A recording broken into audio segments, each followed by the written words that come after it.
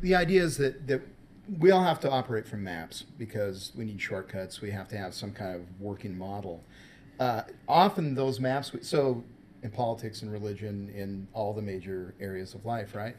Too often those maps are inextricably, kind of wound in with current culture or the culture we grew up in or whatever else that may or may not necessarily have all that much to do with this particular area, but we think it is because it's all conflated and we don't know otherwise. We only learn about politics in this particular way in our family, and I do make the joke that I was 16 before I figured out that the term damn Democrat wasn't one word.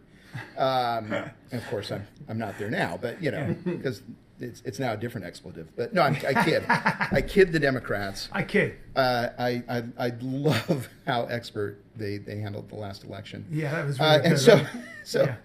but the every now and again we have to delaminate the map. We have to say this being so bound up with that culture is only messing us up, and unnecessarily. We're not gaining anything from that. So we actually have to be able to take a step back and really hold the map objectively and not just like as a subject. That's not us.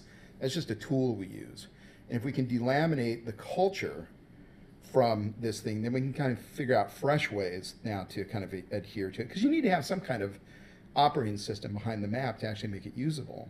You just need to be really conscious of what that is. And every now and again, making that separation is absolutely critical. And it happens, once every X generations or whatever.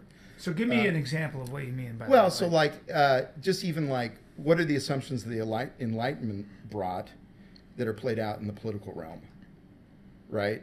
Well, let's take that example. Yeah. Right. Yeah. So it's about individual excellence. Yeah. Right. That reason and emotion are separate.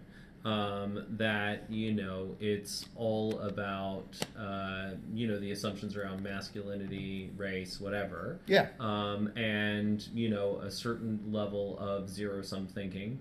Oh, absolutely. Yeah, competition. I was also thinking, the Thomas Sowell's book, Black Rednecks and White Liberals, and he talks about how slavery from time immemorial was just what you did. If there was a vulnerable population, you went and enslaved them. Yeah. And the moral thinkers and the religious thinkers never really brought up the fact that it was bad.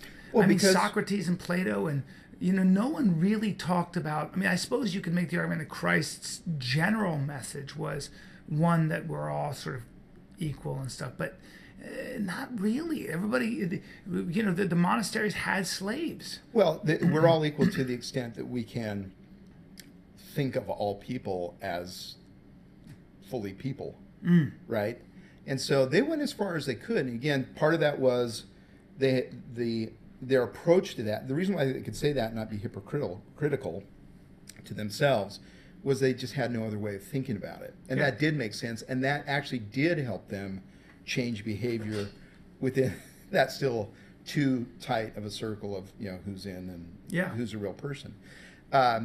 So being just kind of always having this helpful paranoia about our reality maps. That's right. That's a good point. Yeah, helpful paranoia. Just understanding. This is not necessarily the only way to do it. Well, even though it's been done for so long. So Chuck Klosterman's most recent book is called "But What If We're Wrong?"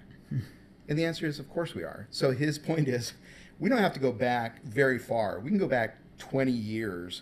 The further back we go, the easier it is. But we can go back 20 years and say, well, we clearly had that wrong. We clearly had this wrong. We clearly had that wrong. Mm-hmm. We go back to our parents' generation. We go, good Lord, come on. But yet it's hard for us to imagine what that could be for us now that even we'll look back on in 20 years or 30 years, much less the succeeding generations. But of course we have some things that are wrong. So not being so subjectivized about, not being so thinking that these approaches just have to be, and they're so important to me, they're not just tools, they're actually just part of me. That hurts us. And we ought to be able to take that step back. It's hard work. Yeah. And it's, the David Foster Wallace commencement speech about the fishes, swimming along and You know, the older fish swims by and goes, "Morning, boys, how's the water?" And, you know, the one turns around and goes, "Water? What the hell's water?" You know, these assumptions are so baked in That's right. that we can't even, it is hard to think about them. But just because they're hard to think about doesn't mean that we shouldn't.